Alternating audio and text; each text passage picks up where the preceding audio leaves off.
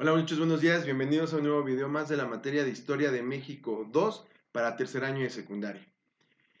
Este video lo vamos a iniciar dándole respuesta a las preguntas del video anterior. En el video anterior yo les pedí a ustedes que contestaran unas preguntas con la información de la página 178 y 179 de su libro, y a partir de esa información comenzaremos a ver el tema del día de hoy, que son los gobiernos caudillistas y la fundación del Partido Nacional Revolucionario. ¿Ok? Bueno, vamos a empezar con la primera pregunta, que era, ¿cuáles eran los principales problemas de México durante la presidencia de Venustiano Carranza? Esa respuesta ya la saben ustedes porque lo vimos en el video anterior. Los problemas a los que se va a enfrentar Carranza como presidente son a la reestructuración de la clase política, a la reestructuración de la hacienda y a la pacificación del país. Obviamente, en 1917 México llevaba ya 7 años de una revolución muy sangrienta, muy violenta, y pues Venustiano Carranza tiene que empezar a pacificar al país. Hay todavía líderes revolucionarios en pie de lucha como Zapata y Villa, que son pues enemigos de Venustiano Carranza, no tienen los mismos ideales, los mismos principios, y entonces, pues Venustiano Carranza pues tiene que combatir a estos dos líderes revolucionarios y lograr pacificar al país. No lo va a lograr Venustiano Carranza, ¿ok? Ahora, mejorar la política y mejorar la economía tampoco lo va a lograr Venustiano Carranza. No le va a dar tiempo para poder lograr esto, a pesar de que ya se promulgó la Constitución, se tienen muchos proyectos, no lo va a poder hacer Venustiano Carranza, y bueno, finalmente pues va a terminar su presidencia y van a seguir existiendo estos problemas en nuestro país. Luego, pregunta número 2. ¿Cuál fue la posición de México ante la Primera Guerra Mundial? Aquí el libro nos lo dice muy claro, muchachos. La posición de México ante la Primera Guerra Mundial fue neutral. México no participa en la Primera Guerra Mundial. Tenemos muchos problemas nosotros aquí para involucrarnos en un conflicto internacional. Entonces México va a ser neutral durante la Primera Guerra Mundial. Ahora, pregunta número 3. ¿En qué consistió el telegrama Zimmermann? Esto es algo bien interesante. En 1917, el ministro de Relaciones Exteriores de Alemania, Arthur Zimmermann, va a enviar un telegrama a México donde, en pocas palabras, le proponía a México entrar a la Primera Guerra Mundial del lado de los alemanes, que México le declarara la guerra a los Estados Unidos, y que si Alemania ganaba la Primera Guerra Mundial, Alemania estaba dispuesta, como compensación a México por haber participado en la guerra, de regresarle los territorios que México había perdido en la guerra con los Estados Unidos en 1948. Entonces, obviamente, este telegrama nunca llega a manos del presidente Venustiano Carranza, y México pues nunca participa en la Primera Guerra Mundial, y bueno, pues hoy en día sabemos que Alemania pierde la Primera Guerra Mundial, y pues esto queda así, ¿no? Queda como una anécdota, pero nunca participa. De hecho, aquí el libro dice, eh, Zimmerman incluía un ofrecimiento a México donde éste atacara a Estados Unidos con el fin de recuperar los territorios perdidos en 1948. Eso no sucedió, muchachos, nunca pasó esto de que participáramos en la Primera Guerra Mundial, y bueno, todo queda ahí. Luego, eh, la siguiente pregunta era, ¿por qué no quería Venustiano Carranza poner a un militar como su sucesor en la presidencia? Para 1920, ya también lo habíamos explicado, para 1920 se vienen las nuevas elecciones y Venustiano Carranza piensa que es mejor poner a un civil que a un caudillo revolucionario en la silla presidencial. ¿A quién va a elegir Venustiano Carranza como candidato a la presidencia para 1920? Al ingeniero Ignacio Bonilla. Ignacio Bonilla, ya lo habíamos visto en el video también, fue un aliado de Venustiano Carranza, lo apoyó mucho durante su presidencia, a él lo elige Venustiano Carranza, pero esto no le va a parecer a los antiguos jefes militares aliados también de Venustiano Carranza, y entre ellos Álvaro Obregón, y entonces Álvaro Obregón se va a rebelar y va a proclamar el Plan de Agua Prieta, que esa es la otra pregunta. ¿En qué consistió el Plan de Agua Prieta?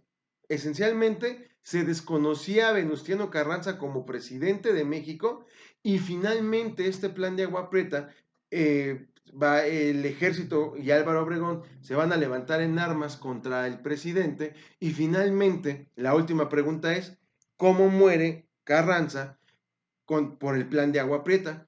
Venustiano Carranza va a ser emboscado en Tlaxcalantongo, que es un pueblo en la Sierra de Puebla, y ahí va a ser finalmente acribillado, asesinado, Venustiano Carranza el 21 de mayo de 1920 por órdenes de Álvaro Obregón. De hecho, si ustedes se dan cuenta por la fecha, hace 4 días conmemoramos el centenario del asesinato de Venustiano Carranza, muchachos. Hoy es 25 de mayo de 1920, perdón, del año 2020. Y Carranza fue asesinado el 21 de mayo de 1920. O sea, se acaban de cumplir 100 años de la muerte de Venustiano Carranza. Pero pues debido a esta situación que ahorita estamos pasando de la pandemia y todo, pues fue una fecha que pasó desapercibida. No se conmemoró, no se hizo nada al respecto, pero bueno, esperemos que después pues podamos conmemorar esta fecha, ¿ok? Bueno, luego dice, a la muerte de Carranza, Álvaro Obregón, pues se van a convocar elecciones y Álvaro Obregón va a ser elegido como nuevo presidente de México. Álvaro Obregón va a gobernar México por primera vez de 1920, de septiembre de 1920 a 1924. Y la última pregunta era, ¿cuál fue el principal objetivo de Álvaro Obregón como presidente de México? Vean, esto lo voy a sacar del libro porque el libro lo explica muy bien, esta parte de los líderes caudillistas que van a llegar a la presidencia, empezando por Álvaro Obregón, y dice, el principal objetivo de Álvaro Obregón era encauzar al país y construir un nuevo proyecto de nación en el que todos los sectores sociales tuvieran cabida social y representación política. ¿Qué es lo que buscaba Álvaro Obregón, muchachos? Lo que había buscado en su momento también Venustiano Carranza, conciliar con todos los grupos que habían participado en la Revolución Mexicana, campesinos, obreros, a todos los quería unir Álvaro Obregón, pero a diferencia de Carranza, Álvaro Obregón sí va a tener éxito. Luego dice, Obregón comprendió la importancia de establecer alianzas con las facciones revolucionarias. Pactó con el ejército, con los caciques regionales, con los obreros y con los campesinos. Vean, él sí logró pactar con todos estos grupos, con la intención de mantener el poder total él, de mantener él el control y que nadie se le sublevara. Luego también dice, Obregón va a impulsar el desarrollo del capitalismo y la modernización de la economía. Eso es muy importante, muchachos. México, desde este momento, bueno, ya desde atrás, desde Porfirio Díaz, se venía practicando el sistema capitalista, pero con Álvaro Obregón se va a consolidar este sistema. Luego, Álvaro Obregón va a hacer otras cosas, no solamente va a lograr hacer alianzas y proyectar el capitalismo y modernizar al país y la economía. También en la presidencia de Álvaro Obregón, muchachos, se va a crear la Secretaría de Educación Pública en 1921. Y Álvaro Obregón también va a apoyar la creación de muchísimas escuelas a lo largo y ancho del país. Él va a apoyar mucho la educación y va a poner como primer secretario de Educación a José Vasconcelos. ¿Ok? Entonces, esto lo vamos a ver en otro tema, lo de la fundación de la Secretaría de Educación Pública, porque es muy importante. El próximo año estaremos conmemorando también el centenario de la fundación de la Secretaría, que va a ser algo importantísimo, y lo vamos a ver, pero eso en otro video, ¿no? Pero también es algo muy importante dentro de la presidencia de Álvaro Obregón. Ahora, en 1924 llega a su fin el primer periodo presidencial de Álvaro Obregón. Y Álvaro Obregón va a elegir como su sucesor a otro también general revolucionario, aliado de Obregón, que fue el general Plutarco Elías Calles. Plutarco Elías Calles, muchachos, va a ser presidente de México, el segundo presidente caudillo de México, de 1924 a 1928. Recuerden que aquí son cuatrienios. Todavía no es el sexenio como hoy en día. Aquí los presidentes gobiernan 4 años y Álvaro Obregón va a convertirse en el nuevo presidente en 1924. Con Álvaro Obregón, muchachos, va a haber también grandes cambios en la política mexicana. Número uno, Álvaro Obregón va a crear el Banco de México, el Banco Nacional de Crédito Agrícola y el Banco Nacional de Crédito Ejidal. Vean, Plutarco Elías Calles va a seguir con estas alianzas ya creadas por Álvaro Obregón con campesinos y obreros, y Plutarco Elías Calles va a empezar a otorgarle créditos a los campesinos. No van a ser demasiados, pero bueno, ya se está empezando por algo, muchachos. Ya estos presidentes caudillos ya quieren empezar a pacificar el país, pero también a empezar a modernizarlo, ya dejar atrás estos años de guerra y que México empiece a salir adelante. Con Álvaro Obregón se van a repartir tierras. Plutarco Elías Calles también va a hacer repartición de tierras a los campesinos, que era algo que se venía buscando desde muchos años atrás y que Zapata era el principal promotor de esta repartición de tierras. Bueno, estos presidentes caudillistas van a empezar a repartir tierras, pero obviamente la mayor repartición de tierras se va a dar más adelante con Lázaro Cárdenas. Pero aquí ya se empezó también a hacer esto. Ahora, Plutarco Elías Calles, muchachos, también va a promover la educación popular y en este periodo donde se va a crear la escuela secundaria como una etapa transitoria entre la educación básica y la escuela preparatoria. En 1924, muchachos, con el presidente Obregón, va a empezar a crearse esta nueva institución educativa que se llama secundaria, que es parte de la educación básica en México, ¿ok? A partir de la década de los 20, la secundaria también va a empezar a existir y va a ser parte del ciclo de estudio de todos los mexicanos. Bueno, ahora, en 1927, Plutarco Elías Calles hizo una de las mayores contribuciones a la política del país al declarar que se necesitaba terminar con el caudillismo y fundar una institución política que garantizara de manera pacífica la sucesión presidencial. De este modo, va a promover la creación del Partido Nacional Revolucionario. En 1927 empieza a darse